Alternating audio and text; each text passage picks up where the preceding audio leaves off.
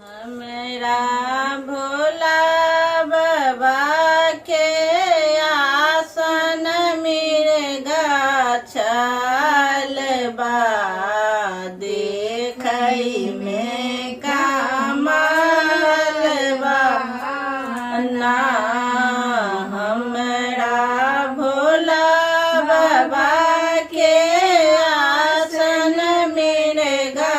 छल बा देखै में कमाल बा ना कहथिन पार्वती महारानी छोड़ो भंगिया के व्यापारी कहथिन पार्वती महारानी छोड़ो भंगिया के व्यापारी हमरा भंगिया पीसैते हथवा लाल बा देखै में कमाल बा ना हमरा भंगिया पीसैते हथवा लाल बा देखै में कमाल बा ना हमरा भोला बाबा के आसन मिर्गा छल बा देखै में कमाल बा कहथिन पार्वती महारानी छोड़ो गाजा के व्यापारी कहथिन पार्वती महारानी छोड़ो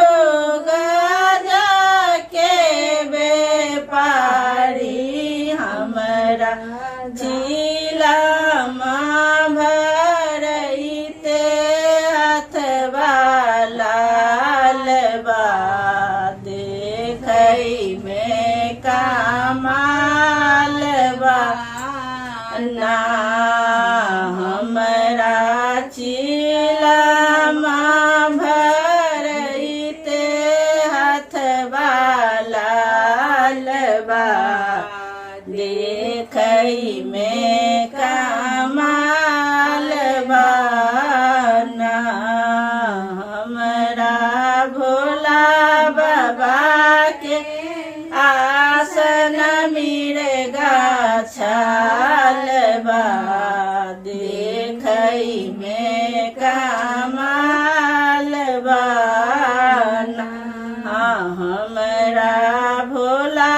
बाबा के आसन मिर्गा छल बा देखै में कमाल बा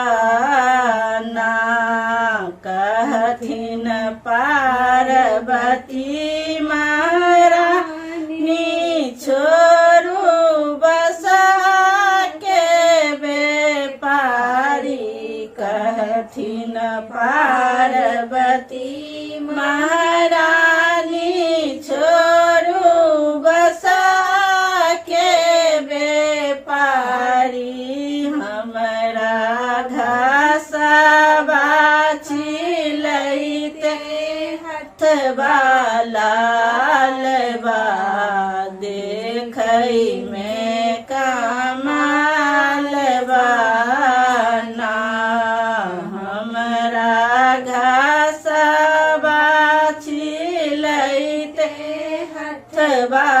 लाल बा देखै में कमाल बा ना हमरा भोला बाबा के आसन मिर्गा छल बा देखै में कमाल